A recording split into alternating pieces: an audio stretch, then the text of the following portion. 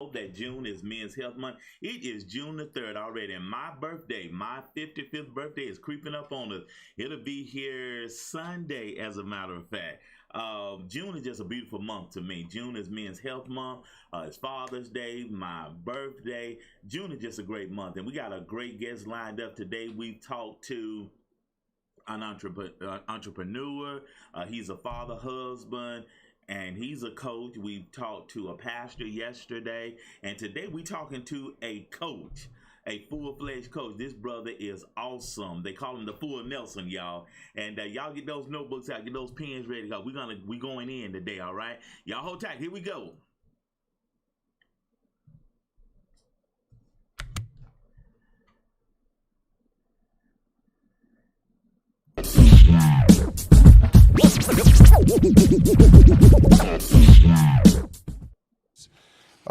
I told you the Lakers can't win this series. Forget about the championship. They can't win this series without street clothes. I'm not even. You want to explain that? I call him Anthony Street Clothes Davis because he's always in street clothes. You ain't got to explain it, Chuck. Thank you. No, I just Said what he said. dude. I was just trying to distance myself as far. Oh my goodness, what are my Lakers gonna do? Bron, Anthony Davis, they are in trouble.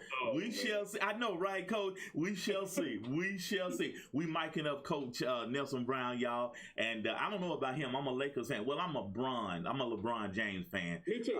Yeah, I'm a LeBron James fan. Good morning, everybody. Hey, Mama. Hey, Jeremiah. Hey, Ashley. Hey, Miss Vanessa. Hope everybody's doing all right today. We're here again with just another great show lined up. This is Men's Health Month, and we are spending time talking to extraordinary men. And so without any further ado, I'm going to bring him. I'm miking him up. He's all the way from Atlanta, Georgia. That was a good ride this morning, bringing him into the studio. I love technology, y'all. This is so awesome. So without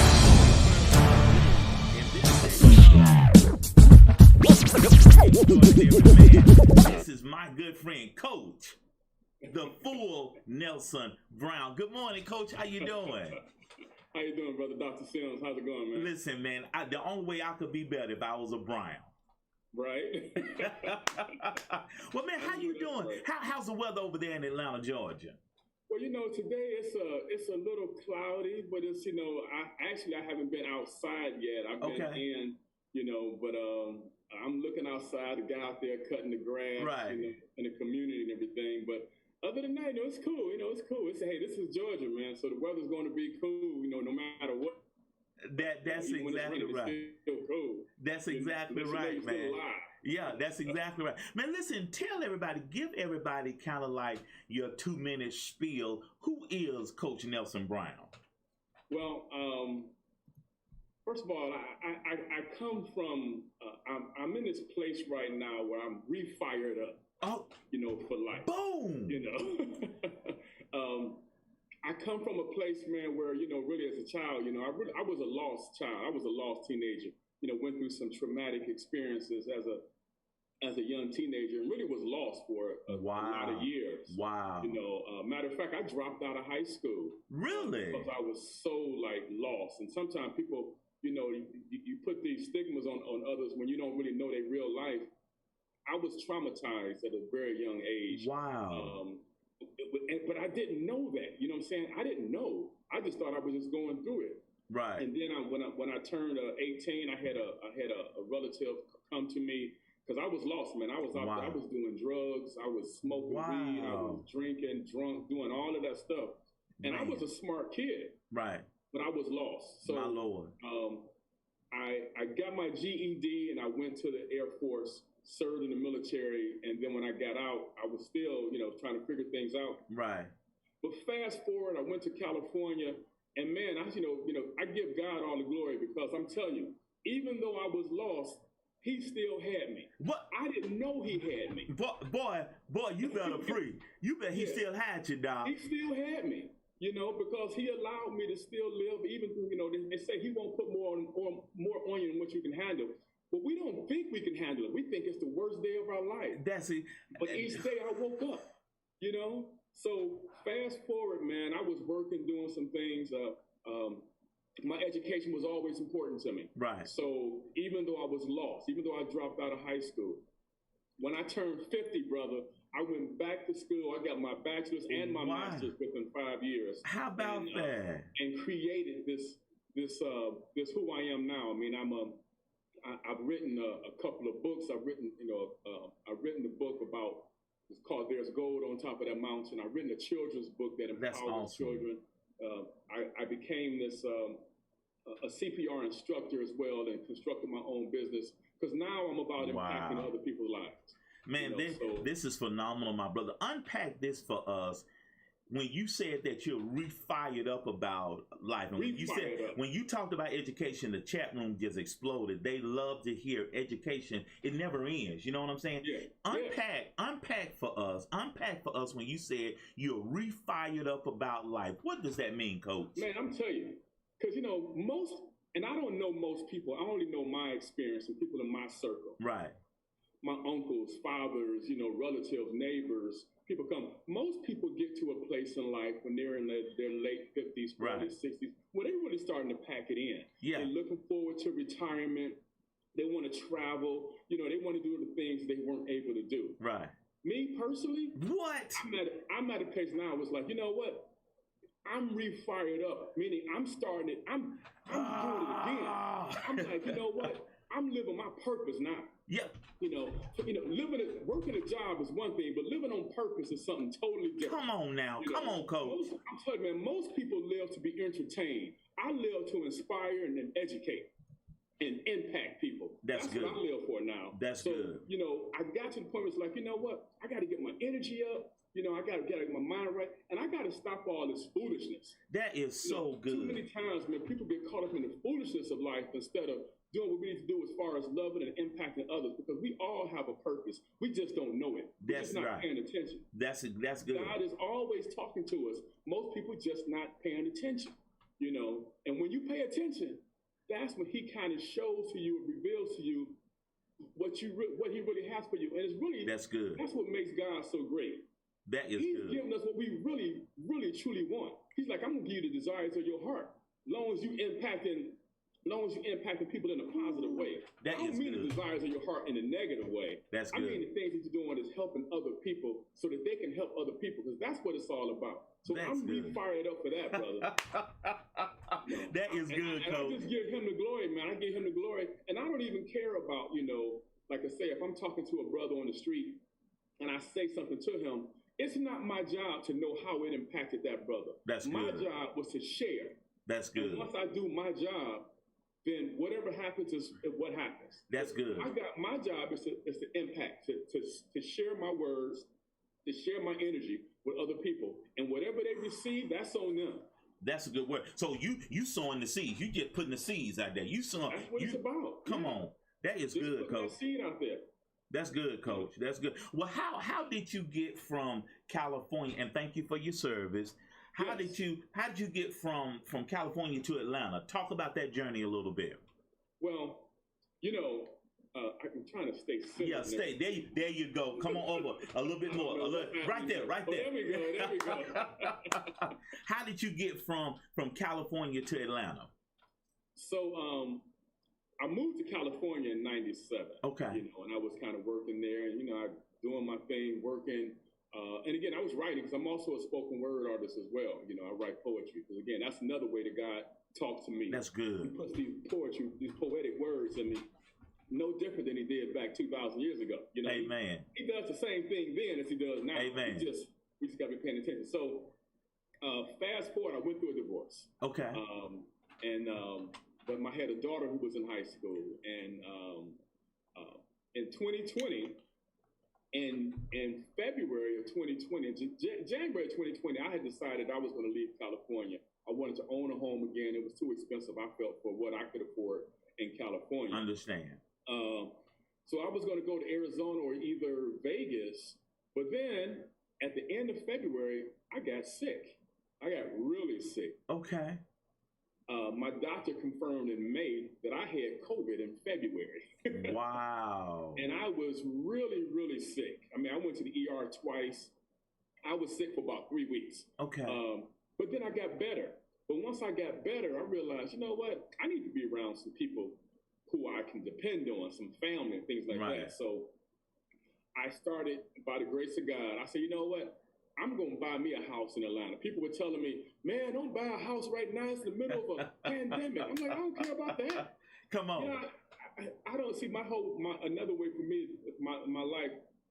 I believe it's not about what's going on around us that determines where we go. It's what's going on within us and how we respond to it. That's good. That's good. And so I was like, I don't care about no pandemic. You know, my God told me that I can go to Atlanta, I can buy a house, and I can build my business there. That's all I know. And I'm going to be obedient to that. And sure enough, I was able to buy a house in Atlanta, Georgia. Me and my daughter, she came with me. We packed up our car. I ain't bring nothing with my car and my speakers. and my 40-inch TV. What'd you say? You said, I got to move away from here. I got to go. Yeah, I was like Beverly Hillbillies when I came to Atlanta. I loaded up the truck and moved to Georgia. Now, this is a story about a man named Brown. Exactly. That's good.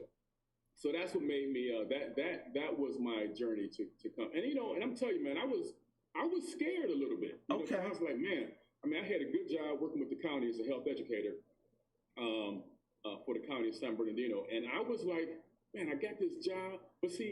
But I feel like there are always two forces talking to us. God is talking to us, but the enemy is too. You bet. And unpack that. And the enemy shows up because the people are talking about, well, I don't see a devil with a fork and a red outfit with horns. No, it comes in the form of fear, doesn't it?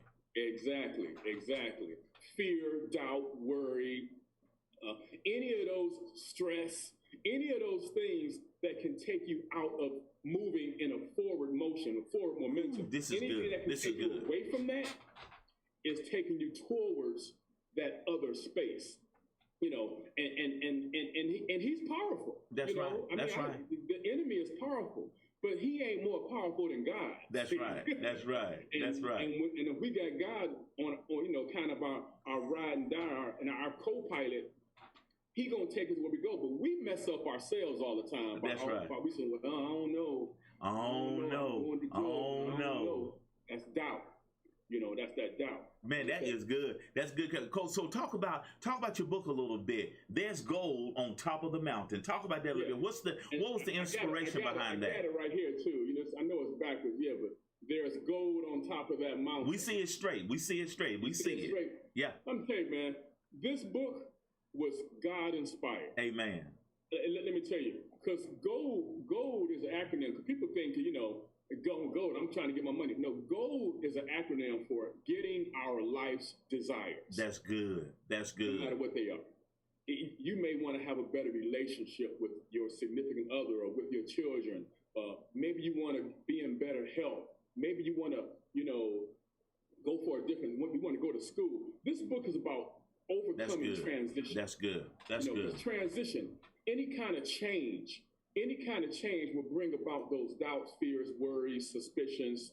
All of those will bring about it. So my book talks about how to overcome those obstacles and challenges. You know, that's good. Because we're supposed to struggle. My book is about overcoming struggle. Struggle is another acronym that I created. What does struggle stand for? Struggle, strength taking root until God's great love enters. What you say? We're supposed to struggle. We're supposed to. We're supposed to struggle. People are like, man, I'm struggling. If you're struggling, you're in a good place. Because that means you're getting closer. Come on. So you got to welcome that struggle. So my book talks about a whole lot of different things that we can do as people to get to that next place. Because life is a journey. Life is a road. Life is going to have a lot of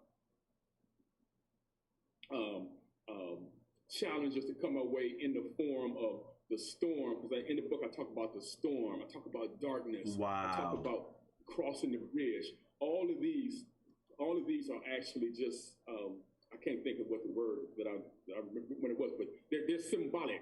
That's right. Symbolic That's things right. that we really do go through. But how do we continue in that journey? That's good. And then how do we also become a better person? So at the end of the book, the book is actually written in 3 parts. First, there's the journey. Okay. And there's illustration. and then the journey, and then there's a reflection on the journey. So it's like, well, let's talk about this journey. What really happened? And at the third part of the book, I give you more nuggets. Okay, give us one. Give us one. I know you can't give them all to us. Give us one nugget that you talk about in the book. One nugget is another acronym, man, because I'm all about these acronyms. One nugget is TBWSK. Okay. TBWSK is trust, believe, walk, see, and know. That's good. That's the secret to life success. Because a lot of times, people want to know up front. See, and that's not faith. That's not faith. Come on, dog. Brother Sims, Dr. Sims, we don't get to know anything up front. Nothing. That's the $1 million statement right there. Say that louder for the people in the back of the studio. Say it loud. You don't get to know nothing up front. You can't even go outside and know for sure you can cross the street. You can't even. It's impossible. Ooh, that's good. You don't get to know that. You gotta trust that you can cross the street. See. And as you trust that you can cross the street, then you believe, you know what? I believe I can cross the street. Then what do? You start walking. That's good. That's a good word. As you get to the other side, you look back and you say, oh, you can see now that you were able to cross the street. And then once you're on the other side of the curb, now you know. That's good. That's a good word. That's a good word. Cross the street. That's a good word. And to your point, the Bible is one of our favorite books. And to your point, for example, whenever God gave a word, that's all he did. He didn't tell, outside of Abraham, he told Abraham, you're going to be the father of many nations. He didn't even have any children. Right. I love what you did, man. That's a good nugget. That's a good word, Elder. That's a great segue, because I was going to ask you, what pushed you to go on to Atlanta? Because you said doubt was coming, fear was coming, and we had those boys that said, oh, you're going to leave that good job? You know you ought not be going to Atlanta. You don't know nobody. You just got off from being sick. Why are you going to Atlanta? What pushed you on to Atlanta? I'm telling you, brother. God told me, he said, remember Moses. Wow. He said, remember Moses. And I'm telling you, see, and I want to just talk about this for a second. Listen, I love God, right? Amen. But I'm not this like super religious person. I walk around with this Bible and saying, well, thou should do this. I understand. That's not me.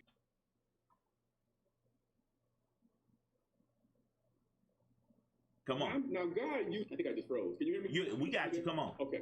He uses certain people in that capacity, who are the people who walk around with the Bible and who preach. He don't use me like that. I understand. Come on. He used me differently. You got a lane. You in your lane. Yeah, I'm in my lane, and my lane is, but I listen. So when he told me, like when I wrote this book, I put Bible scripture in here. I didn't want to. Okay. I didn't want to, because I was like, well, I don't want my book to come across as some, religious book. But God said, put certain verses in there anyway. And I was like, I just stayed obedient. I said, okay. And I did. I put certain verses in here. So when he told me, when he said, Nelson, it's okay, go to Atlanta, pursue what you want to pursue. At first I was like, I don't know. I got this job. But when he said, remember Moses, it's like, well, Moses was in a great place too, he thought. He was the prince of Egypt. Yes, he was. Yes, he was. You know what I'm saying? And Moses couldn't talk that well. And he was like, man, God, I don't know if I can lead all these people out of here. Look, God said, do it anyway. And he did. So when he told me to remember Moses and to remember other people, he said, remember Harriet Tubman. That's right. Remember these people who were bold enough to do something despite what society was telling them to do. I said, you know what? Why not me? That's good word. That's where I am. That's good word. That's good word. That's good word. So what are you doing now in Atlanta? In the latter part of our interview, what's going on with Nelson Brown in Atlanta right now? Well, I'm doing a lot of things. That's why I'm the full Nelson Brown, because people get all of me. You get all of what makes up me. And I'm going to tell you, but I want to tell you about This is good. A singer who really kind of helped me understand this as well. Okay. And I know you're mature enough to know who this artist is. Okay, come on. Miss Tina Marie. Miss Tina Marie made this song called "Irons in the Fire." All right. Okay. Okay. If you get a chance, go back to that song. But what she talks about is that people told her she was doing too much stuff. Right? Thank you. I've People heard told that. her, you're doing too much of this. You need to focus on one thing. She said, that ain't how I was made. I was made to be able to do multiple things. That's good word. And she listens. She don't necessarily, I don't know if she talks about it, but that was God talking to her. And that's how he makes me. He makes me to be able to do multiple things. Wow. So with that, I'm able to do multiple things. So I'm a life coach. I've actually just got finished with a contract with a company. I was doing some corporate coaching. Understood. Oh, that's good. They didn't even want to use me at first, but then when they heard me, when I actually talked to one of the managers about what I could do, they were like, man, that sounds kind of interesting. They were like, okay. Because they had some employees that they were turning around. They had a big turnaround of employees, firing them, just bringing in new employees. And I said, it costs more to fire somebody, bring on new people than it does to retain them. That's true. That's true. And I said, and I told them, if you really want to know what's going on with your employees, you need to care more than just threaten to fire them because of their paycheck. People can get another job. Every day and twice on Sunday. Yeah, exactly. But I told them, if you show them that you care about who they are, you can create a more loyal employee. That's good. So I said, bring me in and let me talk to some of these employees about what's really going on to show them that you care, and they will be more loyal. That's good word. Sure enough, I worked with about 15 employees during the second shift, and they were coming in telling me stuff that they said, man, I didn't even know this company would do this. I'm going to tell my friend to come work here. Wow, that's good word, Coach. That's a good word, Coach. That's good, Coach. Yeah, so doing that, and then I have some private clients that I work with, and then also I'm a CPR instructor. I love teaching people how to save a life. That is a very strong passion for me. That is good. I think that too many of us don't. We wait till something happens, especially us in the African American community. And I'm really wanting to teach us what to do in an emergency, like somebody having a heart attack or a stroke, or somebody's bleeding. Yeah. But what to do? Because too many of us lose our family lives because we sit there and we panic and we cry and we hold them. We call 911, but people don't understand. And lose precious moments. In those moments, those organs are dying. In every minute that it doesn't get oxygenated air. And I'm wanting people to know, hey, knowing how to do compressions will possibly save your loved one's life in an emergency. Wow. So I do that. I actually just recently incorporated that business as well to kind of combine everything as well. That is good, Coach. That's good, Coach. And then I want to introduce to you this other character that I use who works with children, because I wrote this children's book called I Can for preschool age kids, which is English and Spanish. And I actually go out and I work with kids. I mean, he wants to come in and introduce himself real quick. Okay. I Can Man.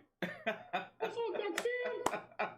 Man, I'm the I Can Man. The I Can Man.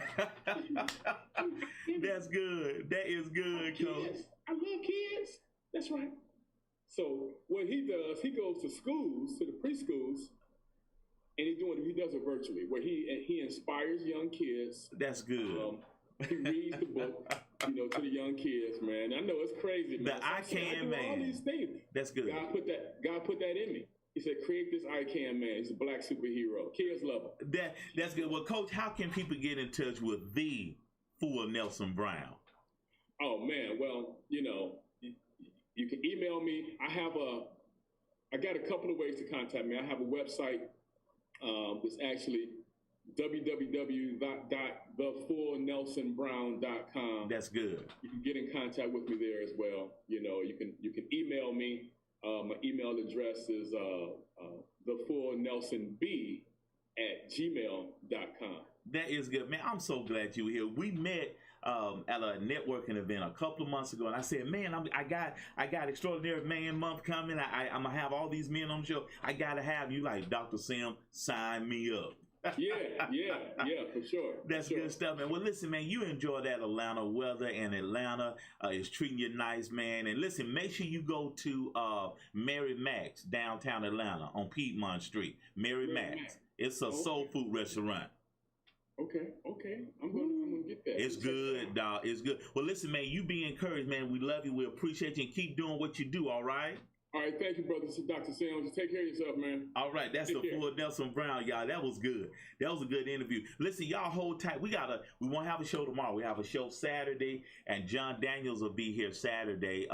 Another brother that I met on TikTok. He's doing some phenomenal things, all positivity, and he's up in New York. And so we doing, you know what? God has us sprinkle across these United States and the world. We helping people. And like Coach said, impacting. And let me ask you this before we go to break. Are you impacting a life? Are you impacting life? What are you doing? Are you in your lane? Are you walking in purpose? That's a question that I need you to chew on. All right. Well, listen, y'all hold tight and we'll be right back. Hey now, if you'd like to donate today to the Dr. Walter Sims Show, please donate at Cash App, $Walter H. Sims. Yes, that's Cash App, $WALTERHSIMS. That's Cash App, $Walter.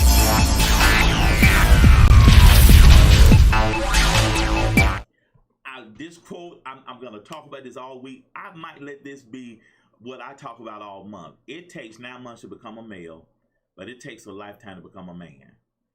And like he was saying, he was lost for quite a few years.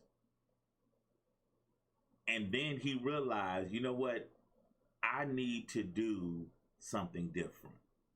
And I realized, you know what, where I am, this trajectory, this not it. And so many times, a lot of men have had some traumatic experiences happen to them, but that's part of the foundation of building the man. You don't get here overnight.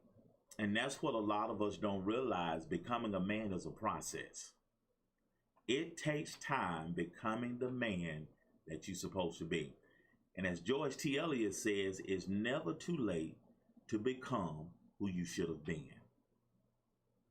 And I know we take dings, we take hits.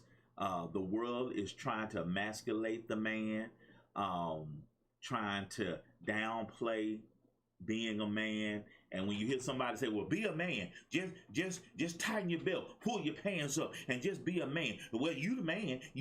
Well, it takes a lot of responsibility being a man. One of the greatest things I've learned being a man, you have to learn when and when not to. You can flex. You can shout. One of the things John Daniel says, he'll be here Saturday. One of the things he said, listen, take a deep breath. Because that's much cheaper than bail money. We have to learn that we have to be in control of us 24/7. We do not have the luxury of flying off the handle. We don't have that luxury, especially being a man of color, African-American men of color. We don't have that latitude. I was watching a series, The Boys. In one of the episodes, the president, the CEO of this company that was in charge of the superheroes, I mean, everything was just going to the trash in one of these episodes. And one of the leaders of the resistance, if you will, sat down with the president, who was a black man. He said, well, why aren't you getting upset? Why aren't you stomping your feet? Why aren't you banging your fists against the desk? Why aren't you showing any emotion? And he simply said in a calm voice, I don't have that luxury. I can't be aggressive. I can't even raise my voice. I'll seem aggressive. I can't allow my anger to get the best of me. And that's a process of becoming a man. We cannot react at everything. And I know I know the same stuff going on. It's the 100-year anniversary of that Tulsa massacre, where wealthy black business owners, their properties were burned down by angry white people. President Biden said the other day, white supremacy is the greatest threat against our democracy. I'm not talking about ISIS. I'm not talking about a terror from another nation. He said within our own ranks, within our own borders, white supremacy. I know what's going on. I see the same headline, but I have to control Dr. Walter Sims. And every man, as you mature, as you become a man, you understand that you know, people talking about, I want to control the world. I want everybody else to change. What are you doing with YOU? Okay. It takes 9 months to become a male, but it takes a lifetime to become a man. I got some homework for you. Make sure you have a role model. They may not even know you look at them as a role model. Again, I was watching Black Lightning. I finished the season last night. And Black Lightning was going through some things. Episode season 4, one of his best friends died at the end of season 3. And he's going through this grieving, and he said, what have I done? Have I made a difference? And his best friend had a mentee who took his role on the police department, and they were at a bar, and Black Lightning, feeling sorry for him, said, what has Black Lightning ever done? Everybody was kind of propping up, Black Lightning, where's Black Lightning? We need Black Lightning. Black Lightning is the man. Everybody talking, what did Black Lightning ever do? And he even shouted out, what did Black Lightning ever do? And this new police detective stood up and said, Black Lightning saved my life. He turned me around, told me to stay in school. He told me I could make a difference. And Black Lightning sat up. And you never know who's watching you. And I call it the ripple effect. You don't know. I touched Miss Vanessa. Miss Vanessa touched my life. I touched Nelson Brown's life. He touched my life. I touched Pastor Burton's life. He touched my life. I touched Joaquin's life. Joaquin touched my life. I'm touching Wilma's life. And you never know how far your impact is going to go. So get a role model. Make sure you have an accountability partner. Hey, have somebody in your life you can bounce stuff off of. Am I doing the right thing? Y'all, and I know everybody has heard Monique and her critique of some young people that she's seen, young black women going in and out of the airport, bonnets on, wrapped in blankets, walking in pajamas. And for the young men, I'm so tired of seeing young men with their pants pulled down, walking around in do-rags. We don't understand that appearance is everything. And having an accountability partner, this generation doesn't want people saying anything to them. This is a generation, everybody wants to do what they want to do. You got to have some checks and balances in your life. And Ricky Smiley did the same interview about what Monique said. And he ran across a couple of young ladies that were dressed inappropriately. And in meaning they had a bonnet on, they had on some raggedy clothes. And he said, y'all just met Ricky Smiley. I can put y'all on. I can put y'all on game. Here, let me give you my information. You never know who you're going to run into. And again, we don't have the luxury, we being people of color, we don't get the benefit of the doubt. We don't get, okay, it's all good. We have to literally walk on water just to be average. Now, I know I'm chasing a rabbit a little bit, but if you need some help in your life, you need somebody to hold you accountable, contact me if you need help. No man is an island. No man stands alone. Come on, somebody. You love me? Huh? You love me? Yes. You love me? Yes. We about to wrap the show up, but I had to talk a little bit of relationship space. Women, the most attractive thing to a man is a woman who believes in him. This gives him confidence. Miss Vanessa can say something to big man, make him run through a brick wall, because she believes that he can. It may seem like the most insurmountable thing, but if that man has a woman that say, baby, yes, you can. What is that little character that Coach Brown has? The I can man. You just don't, you cannot imagine. I promise you, LeBron James has a woman in his life that's talked to him last night, Tuesday night. She in his ear right now. Said, baby, y'all got this game. Y'all winning game 6. Baby, you got this. Baby, you are a 4-time NBA champion. Baby, you've been here before. Somebody in LeBron's ear right now saying, LeBron, you got this. Somebody in AD's ear talking about, come on, AD. You got, come on, AD. I know you hurt, man, but we need you. Come on, AD, you got this. Somebody in those brothers' ear right now say, yes, you can. Oh, I need some help right now, y'all. You know me? Huh? You know me? Yes. You know me? Somebody needs to hear this right now. Women, the most attractive thing to a man is a woman who believes in him. This gives him confidence. Y'all better help me. There's somebody in LeBron's ear right now. There's somebody in AD ear right now. There's somebody in the Lakers camp right now saying, fellas, y'all got this. LeBron got a woman in his ear right now. She laid with him last night and said, baby, you got this. The Lakers need you. You got to show up tonight, baby. And he rose up a little bit. I'm telling you, Miss Vanessa can speak to big man, make him run through a brick wall. I'm telling you, women, y'all don't understand how powerful your support is. The way you carry yourself, the way you talk to her, the way, if a man got a woman that believes in him, there's nothing he can't do or won't try to do. Come on, somebody. You talk about relationship, you talking about how we interact with each other. Believe in your man. Believe in him and see how great he can become. Y'all better help me. Come on now. Y'all feel me? Well, listen, I got to get out of here. I've enjoyed the show today, y'all. Have we had a good time? Have we had a good time, y'all? Listen. This has been, I am enjoying this series. I am enjoying Extraordinary Man because there's some good men in our society, in our community. They're just not getting recognition. And if you got a good man in your life, encourage him, support him, commend him, compliment him, keep him built up. And I tell ladies this, when they're having issues in their relationship, I say, listen, love the man that he is, but speak to the man that he can be. Come on, somebody. Come on, somebody. You want to pump him up? You want to pump him up? Love where he is, but speak to the man that he can be. I'm telling you, it'll work. Give him life.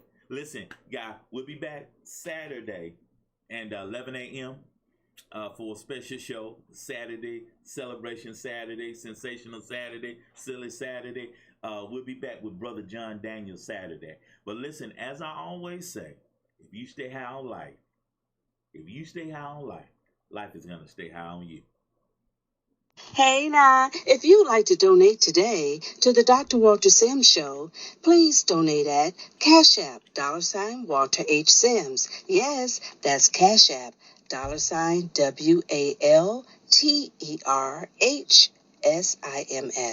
That's Cash App, $Walter.